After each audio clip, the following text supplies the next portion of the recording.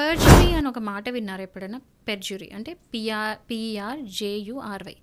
Perjury case ఏంటంటే యూజువల్గా కోర్టుని తప్పు పట్టియడం, అంటే లేనిది ఉన్నట్టు చెప్పడం, అలాంటివి ఏమైనా చేస్తే అది పెర్జురీ కేసు కింద ఫైల్ అవుతుంది. సో ఇది గుర్తుపెట్టుకోండి. ఒకవేళ కనుక మీరు కేసు వేసేటప్పుడు ఏదైనా సరే అబద్ధాలు చెప్తున్నారు, ఫాల్ట్ ఉంది, ఆర్ ఏదైనా కావాలని మోసపూరితంగా మీరు ఏదైనా ఫైల్ చేస్తున్నారో చెప్తున్నారు, ఇవన్నీ కూడా పెర్జురీ కేసు అవుతుంది. సో రీసెంట్గా సుప్రీంకోర్టు ఒక కేసు ఫైల్ అయింది. ఏంటంటే ఒక వైఫ్ తన హస్బెండ్ మీద కేసు వేసింది. ఏమని అంటే మెయింటెనెన్స్ కేసు వేసినప్పుడు అతను ఏం చెప్పాడు అంటే, నా మీద డిపెండెంట్ పేరెంట్స్ ఉన్నారు అని అతను చెప్పాడు. డిపెండెంట్ పేరెంట్స్ అంటే మెయింటెనెన్స్ కేసు వేసినప్పుడు యూజువల్గా తనకి ఎంత డబ్బులు వస్తున్నాయి, ఎంత పోతున్నాయి అనేది హస్బెండ్ వేస్తాడు.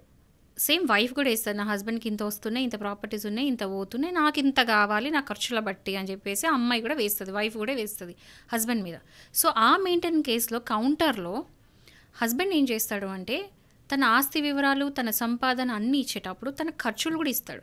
ఆ ఖర్చులలో ఇతను ఏం చేశాడంటే ఇక్కడ హస్బెండ్ నా మీద డిపెండ్ అయ్యి మా పేరెంట్స్ ఉన్నారు, సో వాళ్ళకు కూడా నేను ఇవ్వాలి అని చెప్పేసి పెట్టారు. బట్ ఇక్కడ ఏమైంది అంటే అతను లేట్ అని రాశారు. అంటే వాళ్ళ ఫాదర్ అండ్ మదర్ అప్పటికి చనిపోయి ఉన్నారు, అంటే లేరు, అసలు బ్రతికి లేరు.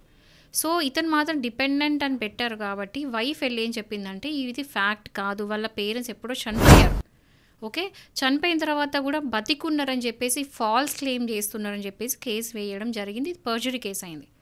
సో ఈ కేసు ఓకే నడిచింది, అంతా అయిపోయింది, ఇది యాక్చువల్లీ కరెక్ట్ కేసే. బట్ సుప్రీంకోర్టు ఏం తీర్పిచ్చిందో తెలుసా? ఆల్రెడీ ఆయన పిటిషన్లో వేసినప్పుడు లేట్ అని రాసిండు, అంటే ఆల్రెడీ చెప్పిండు చనిపోయినని చెప్పి ఆయన ఒప్పుకున్నాడు. అండ్ దాని ద్వారా అతను ఎలాంటి బెనిఫిట్ అనేది తీసుకోలే. అంటే దాని ద్వారా బెనిఫిట్ అనేది తీసుకున్నప్పుడు అది స్మాల్ మిస్టేక్, ఒక టైపాలజికల్ ఎర్రర్, అంటే చిన్న మిస్టేక్, టైపింగ్ మిస్టేక్ అన్నట్టుగా కన్సిడర్ చేసి ఈ పిటిషన్ అనేది, ఈ రివిజన్ పిటిషన్ అనేది నేను కొట్టేస్తా అని చెప్పేసి సుప్రీంకోర్టు కేసు కొట్టడం జరిగింది.